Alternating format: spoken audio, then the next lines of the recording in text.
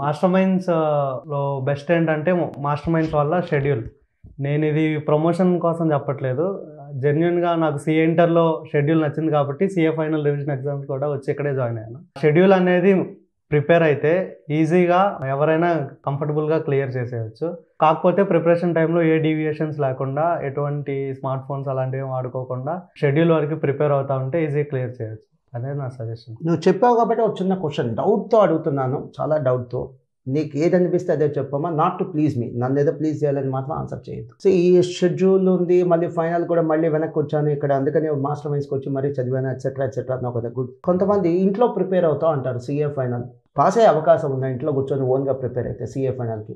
చాలా తక్కువ sir. So నేను చెప్పిన 4 ఫ్రెండ్స్‌లో బోత్ గ్రూప్స్ ఫెయిల్ అయిన ఫ్రెండ్ స్టార్టింగ్‌లో ఇక్కడికొచ్చి మాస్టర్ మైండ్స్ జాయిన్ అయ్యాక ఇది మేనేజ్ చేయలేక భయమేసి ఇంటికెళ్ళి జాయిన్ అయ్యి చదువుకొని వెళ్ళిపోయాడు. సో కాబట్టి అక్కడ సరిగ్గా ప్రిపేర్ అవ్వలేకపోయాడు. అక్కడ బోత్ గ్రూప్స్ ఫెయిల్ అయిపోయాడు. నీ ఫ్రెండ్స్ కాకపోవచ్చు, నీకు తెలిసిన వాళ్ళు. కొంతమంది ఈ లైబ్రరీస్కి వెళ్ళి చదవటం, స్టడీ హాల్స్కి వెళ్ళి చదవటం ఇలాంటివి చేస్తుంటారు.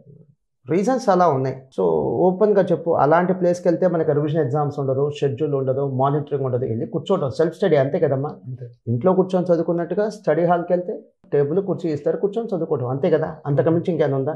అంతే. సో అక్కడికి వెళ్ళి చదివితే మన సక్సెస్ సాధించే ఛాన్స్ ఎంతవరకు ఉంది? అది కూడా చాలా తక్కువ అని చెప్పు. మా ఫ్రెండ్ ఒకడు సేమ్ స్టడీ హాల్లో జాయిన్ అయ్యాడు. సో అతను 12-13 అవర్స్ ఎవ్రీడే చదివాడు. కానీ రిటర్న్ ప్రాక్టీస్ అనేది ఏదైతే ఉందో అది లేకపోవడం వల్ల సో దానికి క్వశ్చన్ పేపర్ అంతా వచ్చినా కానీ 70-80కి అటెంప్ట్ చేయగలిగాడు. ఎగ్జామ్ రాశాడు. ఏ పేపర్ కూడా 100 మార్క్స్ రాయలేపాడు. 70కి 80 అటెంప్ట్ చేసి వచ్చేసాడు. సో దానివల్ల చాలా డిసప్పాయింట్ అయ్యాడు. సో తను కూడా ర్యాంక్ ఎక్స్పెక్ట్ చేశాడు. కానీ రిటర్న్ ప్రాక్టీస్ లేకపోవడం వల్ల బోత్ గ్రూప్స్ పాస్ అయ్యాడు. కాకపోతే నార్మల్ రేంజ్లో వచ్చింది. అదృష్టం కనీసం పాస్ అయ్యాడు. పాస్ అయిపోతే ఇంకో 6 months వేస్ట్ అయినట్టు కదా.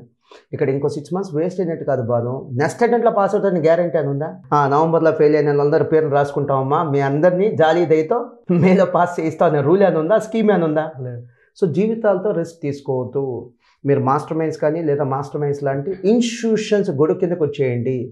మా సిస్టమ్ ఫాలో అవ్వండి, మా షెడ్యూల్ ఫాలో అవ్వండి. ఓన్గా ప్రిపేర్ అవుతాం, లైబ్రరీస్లో ప్రిపేర్ అవుతాం, స్టడీ హాల్లో ప్రిపేర్ అవుతాం. వద్దు నాన్న, మీ భవిష్యత్తు మీరు రిస్క్లో పెట్టుకోవద్దు. అలా కాకుండా సపోజ్ మీ స్టడీ అవర్స్ బ్యాచ్ ఉందమ్మా. సో దానికి ఒక 2 lakhs 3 lakhs తీసుకుంటున్నాం అనుకో, అప్పుడు ఆలోచించాలి. మాస్టర్ మైండ్స్ వాళ్ళు ఎంత ఫీజు తీసుకుంటున్నారు, బయట స్టడీ హాల్స్ అయితే మంత్లీ 2000 రూపీసే ఉంటుంది, 6 monthsకి 12,000 అయిపోయింది అని పెద్ద అమౌంట్ అనుకో. ఏం చేయాలి మనం? క్యాలిక్యులేట్ చేయాలా లేదా? అవును సార్. మనం ఛార్జ్ చేసేటువంటి చిన్న అమౌంట్ ఎంత అమౌంట్? స్కూల్ ఫీజు కంటే మన ఫీజు ఎక్కువ తక్కువ. దానికోసం ఎందుకు డబ్బులు లెక్కేస్తారు? అందరు లెక్కేయట్లేదు, కొంతమంది ఆ డబ్బులు లెక్కేస్తున్నారు. మీరు లెక్కేయాల్సిన డబ్బు కాదు ఐటమ్స్. ఎందుకు అనవసరంగా మీ వాల్యుబుల్ టైం పోగొట్టుకుంటారు నాన్న? తప్పమ్మా. నేను మాస్టర్ మైండ్స్ తరఫున మాట్లాడట్లా, మాస్టర్ మైండ్స్ మేనేజ్మెంట్గా మాట్లాడట్లా, ఒక ఎడ్యుకేషనిస్ట్గా మీ వెల్విషర్గా చెప్తున్నాను. దయచేసి ఈ సెల్ఫ్ ప్రిపరేషన్, అన్స్ట్రక్చర్డ్ ప్రిపరేషన్ ఇవి వద్దు. ఇతను తెలిసో తెలియకో మంచి పాయింట్ చెప్పాడు. 12-13 గంటలు చదువుతారే కానీ ఒక ప్లానింగ్ ఉండదు, రివిజన్ ఎగ్జామ్స్ ఉండదు, ప్రాక్టీస్ టెస్ట్లు ఉండవు, వేర్ వీఆర్ గాన్ రాంగ్ తెలియదు. ఫైనల్ ఎగ్జామ్ రాయటం లక్ ఉంటే పాస్ అయిపోవడం, లేకపోతే మళ్ళీ ఇంకో అటెంప్ట్ రాసుకోవటమే.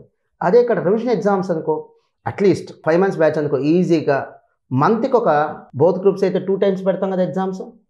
మంత్కి ఎన్ని సెట్ ఆఫ్ ఎగ్జామ్స్ ఉంటాయి?